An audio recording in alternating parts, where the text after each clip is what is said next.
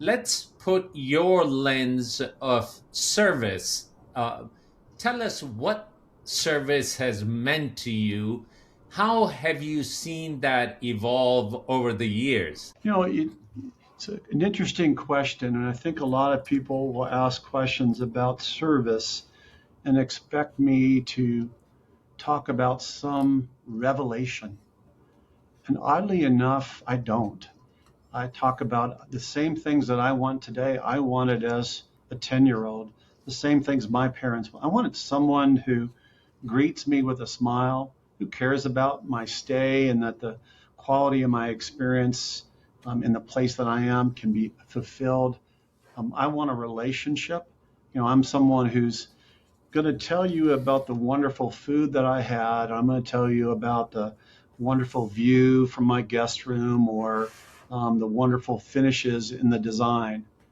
But what I'm going to really spend more time telling you about is Bob, the bellman, or Mary, the front desk clerk, or Wanda, the housekeeper, who I got to know.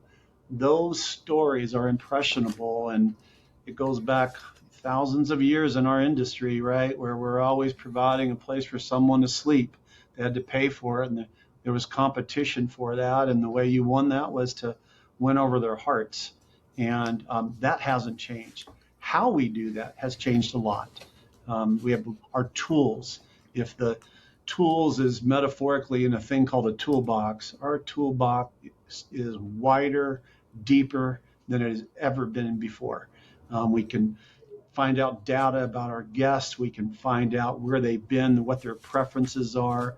We can find out what their allergies are in the cuisine. We can find out if they love spas. We can find ways to talk to them and communicate.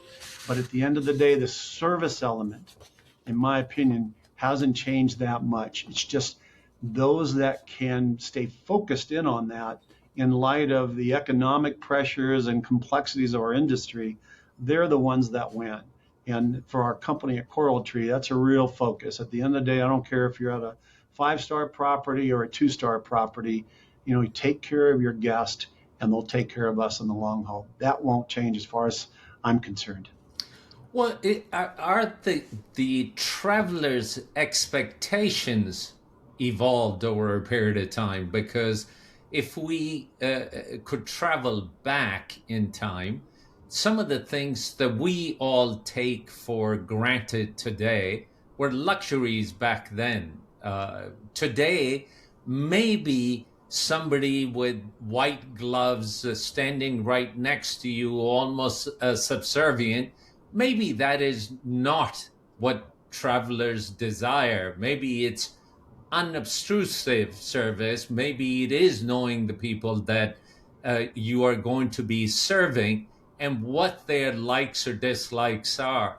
How has that evolved, and what is Coral Tree doing to train and develop people so that that service delivery is successful?